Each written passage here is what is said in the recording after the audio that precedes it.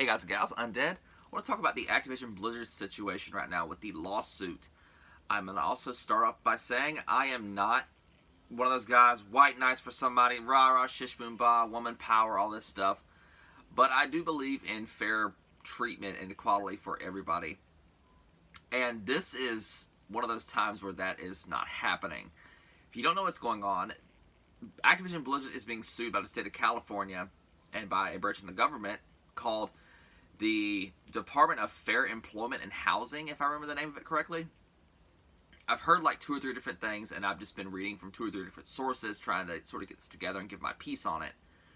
And this is disgusting. I'm talking, there are mentions of talk about and joking about rape, sexual assault in offices, sexism, women being passed over by men for strictly being a woman. Someone committing suicide while on a business trip, and many more things. And this has been going on for years. This case has been being built by this department for over 2 years, and they finally are taking Activision to court. And you know what's crazy? Activision has been dead silent the entire time. All of their COD channels have been dead silent because they don't want to say anything wrong, and they don't want to be given the impression of, oh, hey, we're just going to keep pumping out content during this. Have you noticed there's been no announcements at all? They had a patch come out for this game, for Cold War, the other day, and they didn't announce anything about it because this lawsuit hit. Blizzard was bold enough to tweet a tease for a new Overwatch map, and people are like, handle this first. We don't care. I'm gonna say that a lot of this is gonna be swept under the rug, because that is how Activision does. They usually will announce something, or just any gaming company that is massive will do stuff like that. Like, look at Cyberpunk. They had the controversy of their game coming out and being extremely bad on release. It's a lot better now, but it came out and they're bragging, oh, we did this and that. We sold 13 million copies. Look at this. And everyone's like, you sold, but how many were returns? Probably 14 million of those were returns. Just saying as an example. It's not really the number. But this is how it goes. But since they're being sued by a branch of the government has deep pockets. And they are not going to let them get away with this. If a case is being built like this, if the government has a chance to bust a multi-billion-dollar company on something like this, and they have spent all this money and time building this case, this is going to be pursued to the full extent of the law. I believe everyone is innocent until proven guilty and stuff like this. Look at the Senator Rage situation. We've been there. And I'm hoping that the people that are found guilty are punished to the full extent. Reading this report, I read it at work the other day, and I'm just not getting around to doing this because I read it on my break, and I had to set my food down because this was gross.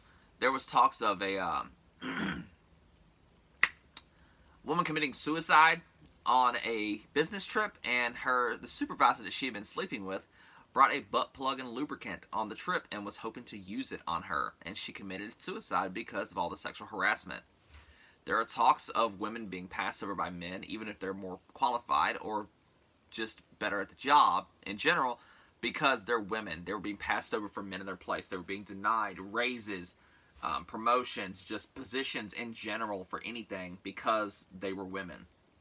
And the issue was they were being sexually assaulted and harassed during this time too, and they go to HR, and HR was always on the company's side, because when it comes to a multi-billion-dollar company, if you're threatening enough to risk the entire company, they want you gone. They don't want you there.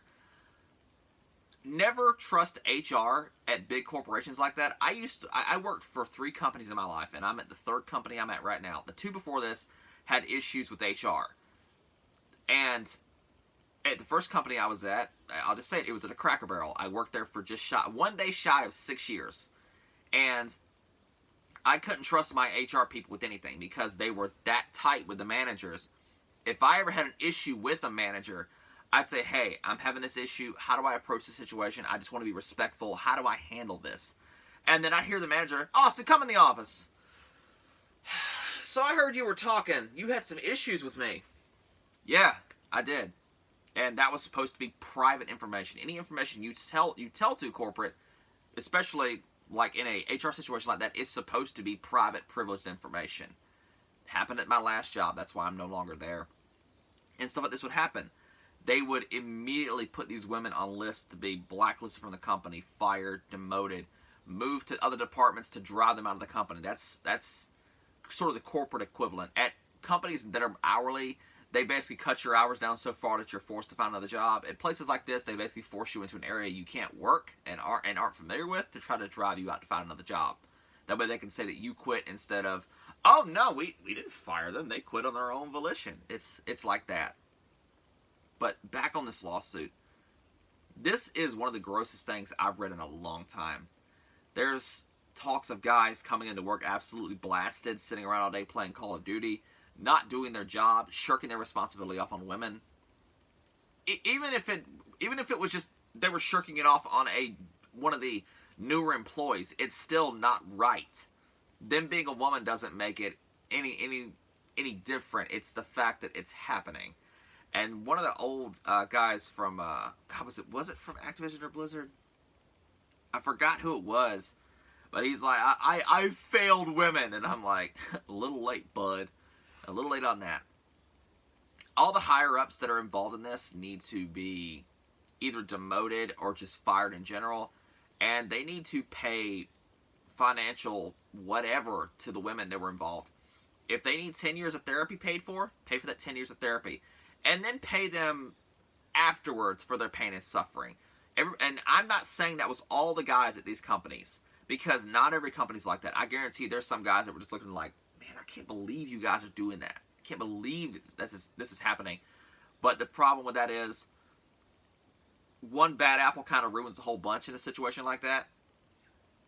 And it was apparently the accepted norm at this company. And I don't agree with that. But what do you guys think of this situation, though? I think that Activision needs to get their crap together, and Blizzard needs to get their crap together, because this has to have been going on for a very long time. And there are women that were coming out that have worked these companies like 10 plus years ago. They're like, yeah, this crap happened.